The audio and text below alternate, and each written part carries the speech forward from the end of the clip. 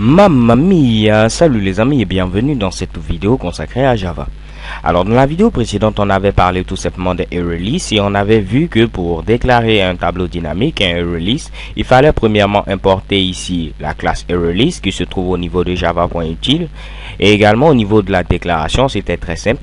Il fallait utiliser ArrayList comme mot-clé à ce niveau et mettre également entre chevrons ouvrant et fermant un type évolué. Et je vous avais dit, si vous mettez par exemple ici int n'était pas tout simplement un type évolué, raison pour laquelle on avait quelques petits michi-bichi, quelques petites erreurs. Alors dans cette vidéo, je vais brièvement vous parler tout simplement des types évolués.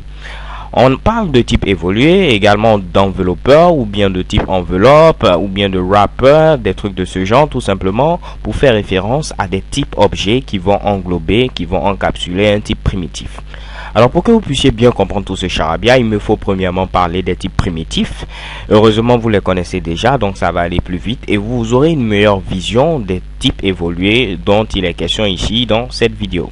Alors je vais rapidement ouvrir cette image et vous allez voir du côté droit au niveau ici de notre fameux tableau, vous avez listé l'ensemble des types primitifs. Le type char qui permet de représenter caractère, le type byte qui va permettre de stocker un entier, seulement que la longueur sera réduite, de même que le type short, le type int que vous connaissez qui permet de stocker des entiers. Vous avez également le type long pour les longs entiers, le type float et double qui vont permettre ici de pouvoir stocker des nombres réels, et le type boolean qui va permettre de stocker un boolean, c'est-à-dire soit true, soit false. Alors du côté gauche, vous voyez tout simplement les enveloppeurs.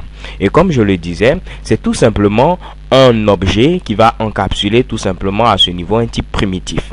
L'avantage c'est quoi? C'est que grâce à cet enveloppeur, par exemple ici integer, vous aurez la possibilité de pouvoir utiliser ici des méthodes. Et lorsqu'on parle ici d'utiliser des méthodes, c'est tout simplement en référence avec un objet.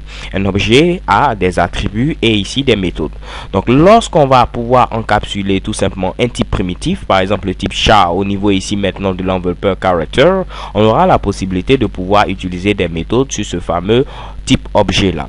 Donc là c'est tout simplement l'un des avantages. Bien sûr il y a peut-être des inconvénients, tout simplement l'espace en mémoire, parce que si vous utilisez un type primitif, on va prendre l'exemple ici des entiers où on aura la possibilité de stocker un entier sur 4 octets. Donc si vous êtes sur un système 32 bits ou 64 bits, la taille sera beaucoup plus grande. Ok, donc peut-être c'est un inconvénient, mais un avantage énorme, on aura la possibilité d'utiliser des méthodes pour par exemple convertir un entier en chaîne de caractères, des trucs de ce genre là.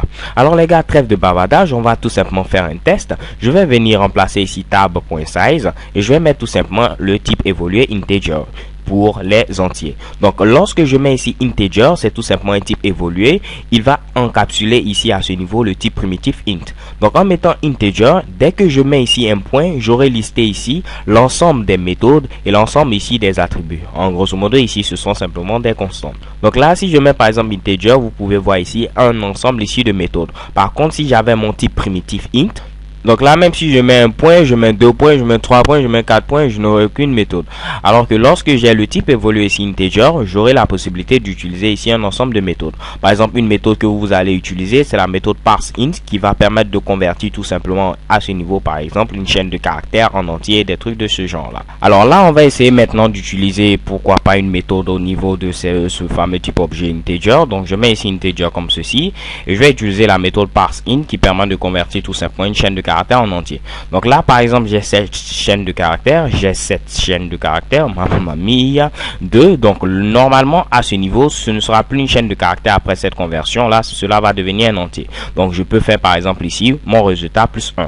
Si tout fonctionne, j'ai ma chaîne de caractères 2 qui sera tout simplement convertie en entier. Donc j'aurai comme valeur ici 2 en entier, 2 plus 1, j'ai maintenant comme résultat 3. Je lance l'exécution de ce code et qu'est-ce que vous voyez? Chic et bon, j'ai comme résultat 3. Donc les gars, en lieu et place ici de mettre ici int, puisque int n'est pas un type évolué, rien de bien compliqué, mettez tout simplement integer. Dès maintenant, vous êtes en mesure de pouvoir créer à ce niveau un tableau dynamique, cette fois-ci d'entier.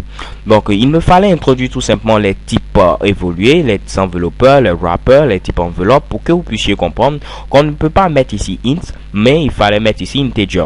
Si je voulais tout simplement à ce niveau avoir un tableau dynamique ici de nombres réels avec les double, il me faut mettre ici double comme ceci avec un D majuscule. C'est tout simplement le type objet qui va encapsuler le type primitif double.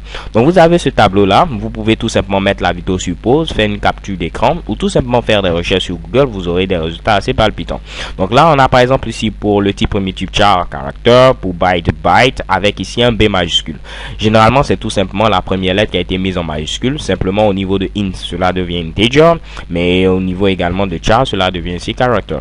Alors les gars, c'est tout pour cette vidéo, j'espère que vous l'avez comprise et je vous donne rendez-vous à une vidéo suivante. So thank you guys for watching, don't forget to subscribe et surtout abonnez-vous. Merci.